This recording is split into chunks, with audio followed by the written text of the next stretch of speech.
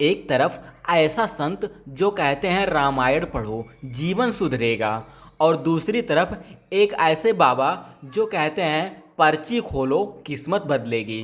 अब फैसला आपका है, भक्ति चाहिए या भ्रांति चाहिए। भारत एक आस्था प्रधान देश है जहाँ संतों को भगवान का रूप माना जाता है, लेकिन जब भक्ति की जगह चमत्कार ले लेते हैं और श्रद्धा का स्थान ढोंग ले लेता है, तब प्रश्न उठाना जरूरी हो जाता है। बागेश्वर धाम के नाम से प्रसिद्ध श्री धीरेन्द्र शास्त्री जी आज हर मंच पर चमत्कार दिखाने वाले संत के रूप में जाने जाते हैं। वह कहते हैं कि उन्हें अलौकिक शक्ति प्राप्त है जिससे वह किसी भी भक्त की परेशानी बिना बताए जान लेते हैं, वो भी पर्ची के जरिए।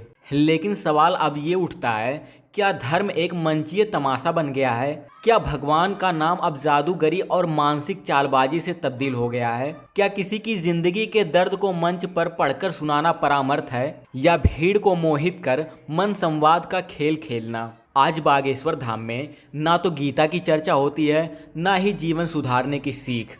वहाँ केवल तारीख, नाम, गांव की भविष्यवाणियाँ होती हैं जो ना तो शास्त्र सम्मत है और ना ही तार्किक। क्या यही धर्म है? क्या यही भगवान श्री राम का संदेश है? जहाँ कुछ संत रामायण पढ़ने की प्रेरणा देते हैं, वहीं कुछ पर्चियों से धर्म का मनोरंजन बनाया जा रहा है। धर्म का मतलब है आत्मिक परिवर्तन, ना कि भीड़ की वाहवाही। हमें चुनना है ज्ञान या तमाशा, भक्ति या बाजार, ये हमारे हाथ में है। वहीं दूसरी तरफ अनिरुद्धाचार्य जी महाराज के विषय में जानते हैं। जब भी हम धर्म की सही अर्थ की बात करते हैं तो कुछ ऐसे संत होते हैं जो बिना ढोंग, बिना जादू टोना, सिर्फ श्रद्धा और ज्ञान के बल पर लोगों के जीवन में रोशनी लाते हैं।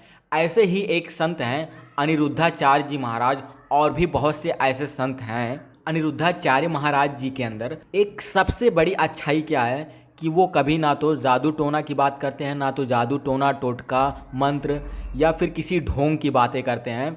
वो सिर्फ जो बोलते हैं वो रियलिटी बोलते हैं, वो किताबों की बातें बोलें या फिर जो सच है वही बातें बोलते हैं, लेकिन कुछ भी ऐसा नहीं बोलते जिसे ढोंग कहा जा सके। अनिरुद्धाचार्य जी के प्रवचन व्यक्ति को भक्ति और ज्ञान के मार्ग पर ले जाते हैं। उनका मूल उद्देश्य है भगवान के नाम का महत्व समझना, व्यक्ति के चरित्र को सुधारना और घर घर में रामायण और भागवत का ज्ञान पहुंचाना। वे कभी किसी मंत्र, तंत्र, जादू टोना या चमत्कारी उपाय की बात नहीं करते। यही उनकी सबसे बड़ी अच्छाई है। न ही उनके प्रवचनों में कोई पर्ची, भविष्यवाणी या तांत्रिक विधि होती है।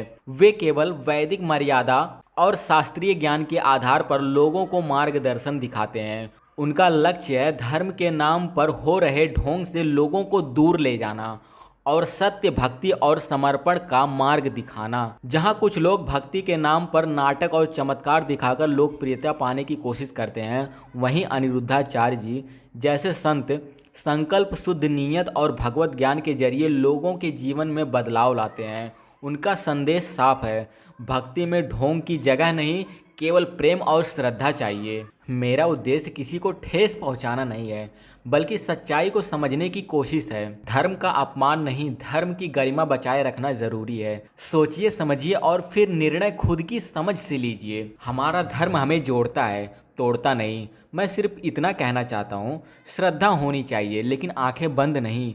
संतों की बात सुनिए लेकिन विवेक के साथ। मैं ना किसी बाबा के खिलाफ हूँ, ना किसी भक्त के। मैं सिर्फ ये कहता हूँ, अगर सच में भक्ति चाहिए तो रामायण, गीता और उपनिषद आपके पास पहले से हैं। चमत्कारों को नहीं, चरित्र की ज़रूरत है। अंधविश्वास और अंधश्रद्धा के बीच एक पतली रेखा है। मेरा उद्देश्य सिर्फ उस रेखा को दिखाना है ताकि हम सब धर्म को भाव से नहीं, बुद्धि से भी अपनाएं।